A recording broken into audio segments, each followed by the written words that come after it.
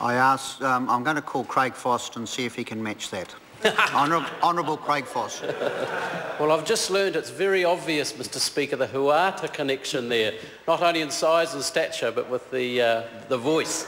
So there you go. It's so obvious. Now I'm looking across the House. Tēnā koutou, tēnā koutou, tēnā koutou katoa.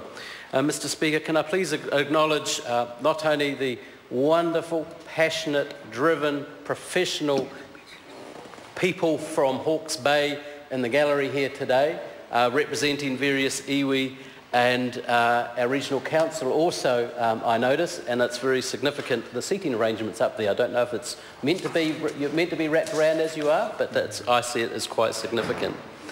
Mr. Speaker, can I also acknowledge a great friend and a fine man who I'm sure is here with us, but would love to be here physically with us, and that's the Honourable Parakea Horomia, who is from Ikarāwhiti, and he's been engaged right from the start in all of these discussions, and the bit we always loved in these type of discussions, these treaty-type related bills, is particularly as the National Party, Parakura would get up and give us a good clap and show his true colours in support of the things that we're doing. But jokes aside, Mr. Speaker, I acknowledge the Honourable Parakura Horomia, who I know would love to actually be here. Mr. Speaker, Hawke's Bay continues to lead the way across New Zealand once again. Ranfurly Shield Country. For the record, Ranfurly Shield Country continues to lead the way. Hawke's Bay, Mr. Speaker. These are such exciting times for not only our country, but particularly across all of Hawke's Bay, and particularly those areas, Kahanunu areas. Can I just acknowledge the origins of this particular bill? I recall having discussions with the Honourable Chris Finlayson and Fran Wild 3 years ago or so, maybe 4 years ago, about how to find ways through some of the challenges in Hawke's Bay.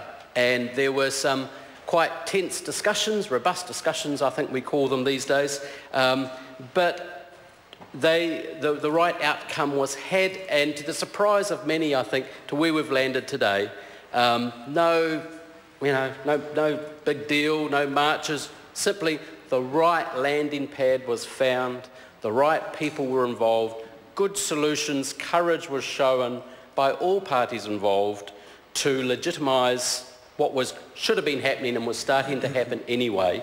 And Ms Wild and my colleague, Honourable Chris Finlayson, just working to find ways through to where we are today has to be acknowledged, I'd suggest, Mr. Speaker.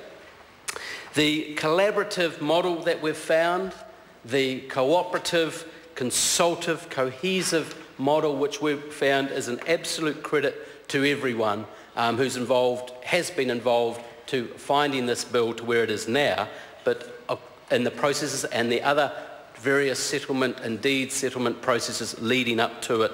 We should acknowledge all of those who are involved, many who aren't here, many who are no longer here, but all share the same drive and passion just to simply do the right thing.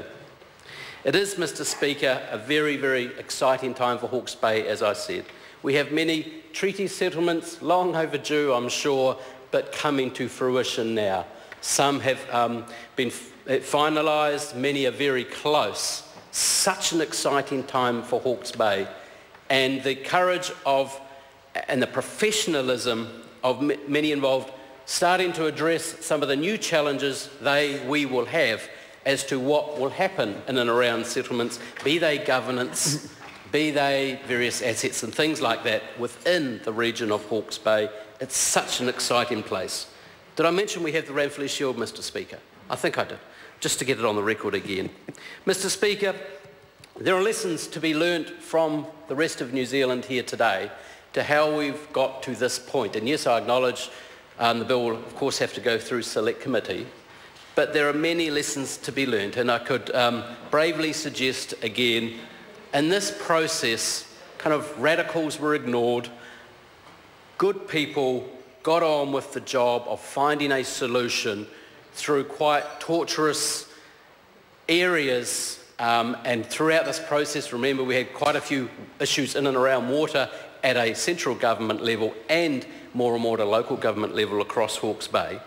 But again, I just cannot say enough about what it is a group has got together and achieved here today. So I guess, Mr. Speaker, where we've arrived so far and where we hopefully continue simply would not be possible whatsoever without the mana, the courage, the integrity, the professionalism, the bravery, the openness, the honesty of many people here in the gallery today, many others that have passed before them, many who are back home watching and listening to this, and of course I include in that our Hawke's Bay Regional Council, both the councillors and the executive, and finding a very courageous way through which will set the path for the rest of New Zealand. Thank you, Mr. Speaker. Members, this debate is concluded. The question is that the motion be agreed to. Those of that opinion will say aye. To the contrary, no. The ayes have it. Hawke's Bay Regional Planning Committee Bill, first reading.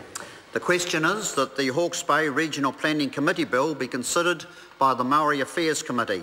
Those of that opinion will say aye. To the contrary, no. The ayes have it. Permission has been granted for a waiata, if you wish to have a waiata.